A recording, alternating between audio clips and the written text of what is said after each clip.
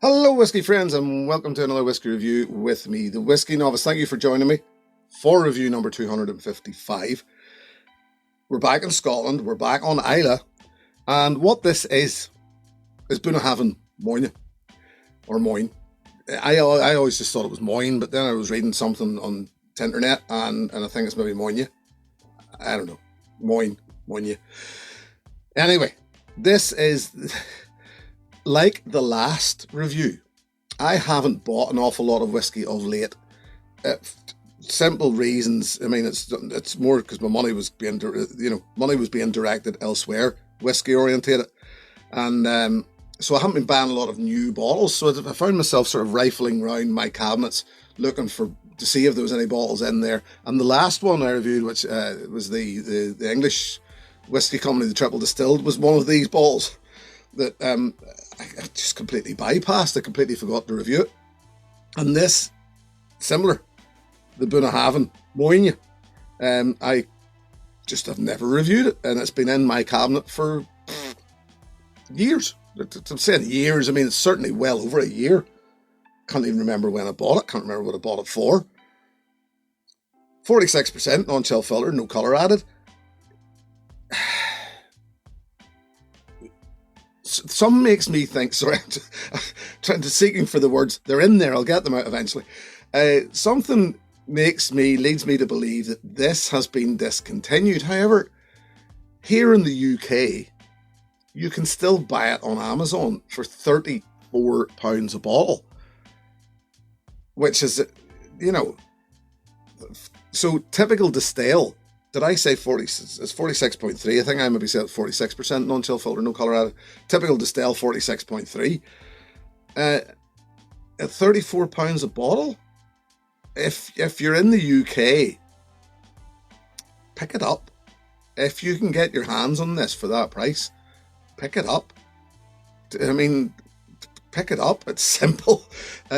Let's do a bit of a review on it, shall we? And I'll tell you why you should pick it up. So, Bunnahabhain their whiskey, and yet again, the words are coming. Just bear with me. The words will get there eventually. They create a whiskey which to me is very, very difficult as someone who's trying to find tasting notes to describe. I find them incredibly difficult to put words to what their whiskey smells and tastes like. Maybe that sounds silly, I don't know, but they're, as far as I'm concerned, they're completely unique in that they're pretty much the only distillery that I really struggle to try and put words to what I'm smelling, to what I'm tasting. With that in mind, here goes, right? Dirty, oily, smoky, very much so, smoky. Burnt out fire backed up with dark, rich, yes.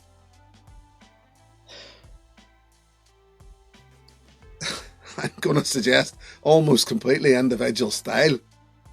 Bunnahabhain are, I love them for that. That their style, their flavour, the whiskey that they produce is just so unique, so different. They're very hard to pin down what it is that you're drinking. There's darker, danker fruit notes. Prune, I'm going to suggest in there, because there's a sweeter element, but it's a dark, sweet element. Yes, dark fruit. There's sherry cask involvement in this, wine cask involvement. I did read into it. It all gets a bit, there's a bit of faff with what they're using here, but definitely the darker, fruitier notes are there. And as I said, prune, yes, the fruit cake, typical sultana, raisin. It's very hard to find your way around that damp wood, burnt out, mossy fire, which I like. Don't get me wrong. I'm not trying to, I'm not putting that down. But it's the way they I love it. It's the way they balance their whiskey out. I can't think of another whiskey that acts like Bunnahabhain.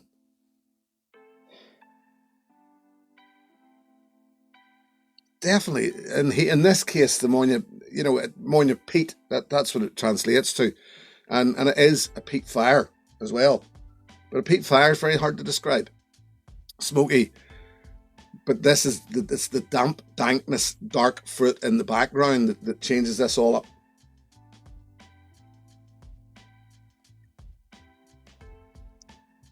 Zingy, creamy, smoky, sweet, sour, salty, even savoury, umami. There's all sorts going on in this.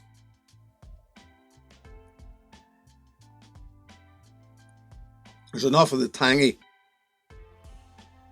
fruity notes to keep everything alive, keep everything interesting. This has either changed or I have changed, in that I remember having this open for a while and not enjoying it, finding it flat, finding it not interesting, finding there was things just not, it didn't feel like as if it was a complete whiskey at all. And now, and I don't know, has it changed? Because I have had it open for a long time. Has it changed, or have I changed? I think in this case it's me that has changed, for the simple fact that this couldn't have come to life that much. I'm convinced that it couldn't have come to life that much. Some of the whenever they release a special edition, some of the wine finished Moines and things like that, they're incredible. They're so, but most of them are cask strength. And when you bottle their stuff at cask strength, it just explodes with flavour. Explodes with it. This is so much more impressive than I remember it being.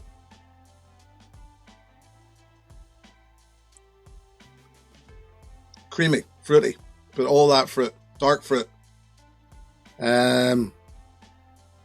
dried fruit cake. Yes, there is a wininess in there, but all the time, all the while, the smoky. That's a really good smoky whiskey as well.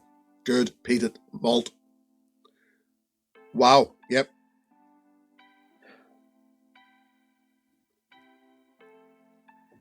Finish is medium length. It's very difficult yet again to know what's going on in the finish because there's so much going on.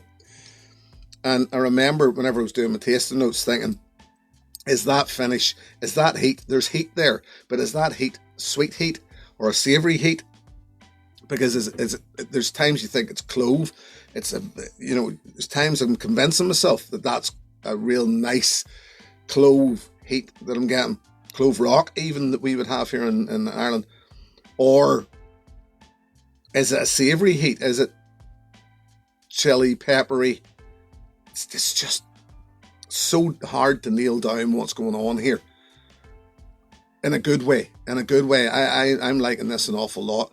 I'm saying for £34, pick up a bottle. I know it's hard to see in the light. This is about half full. I'm going to buy another bottle. Will I replace it? Yes, it's a matter of fact, I'm going to replace it pretty much as soon as this review's over, because I don't want to miss out on the chance of having another bottle of this sitting in my cabinet in the background if it has been discontinued. Websites like Master of Malt, if you Google it, it's discontinued. And then very difficult to find anywhere else. The nose, it is clove. It is clove that I was getting on the finish. And it's weird, because the longer it's sat in my palate, the longer it's getting into the finish.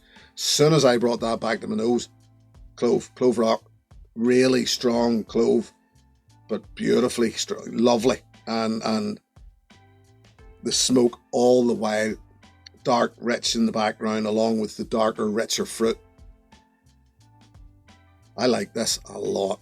I don't know how I've managed to stay away from this, and well, to say, it was easy because I thought I didn't like it.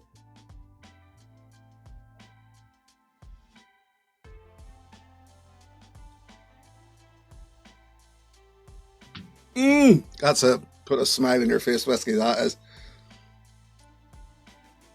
Oh yes.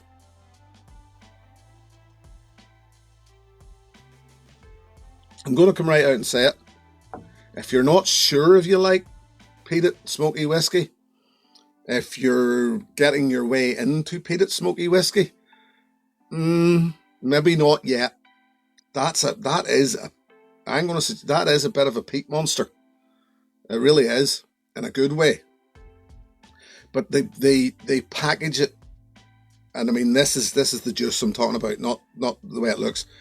They package it and deliver it so well. For me, as a lover of smoky peated whiskey, it's just Bunnahabhain at their best. Well, I mean, I'm not going to say at their best, but I mean, when Bunnahabhain get it right,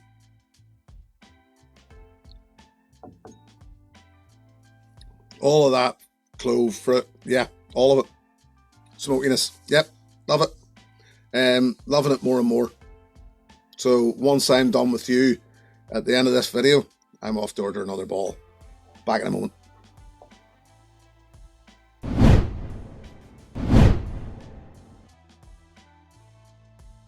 So what would I recommend to you as an alternative then? Well, this is another Islay malt, another peated malt.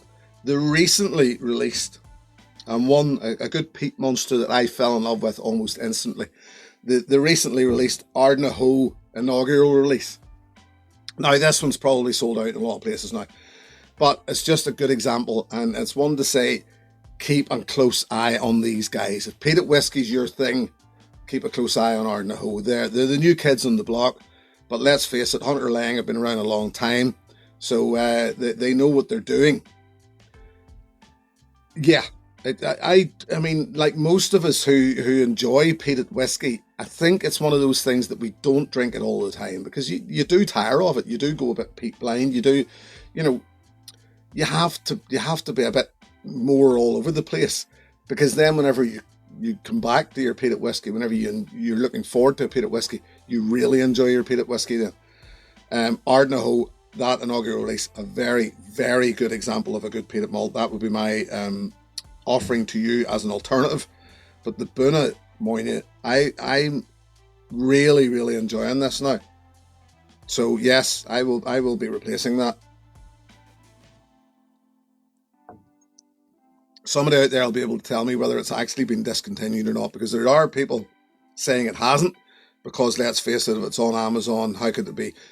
Who knows? It's very, very strange. It's very hard to find elsewhere, but Amazon still have it. I don't know, but certainly be one getting sent my way very soon. Anyway, thank you very much for joining me as usual. It's always a pleasure to have you. Thank you very much to my patrons, should anybody wish to join that group. The details are in the video description below. I'll be back next time with something else, who knows what. Until then, look after yourselves, and here's to your good health. Cheers! Hey, thanks for watching my video. Please click and subscribe to be notified of further content.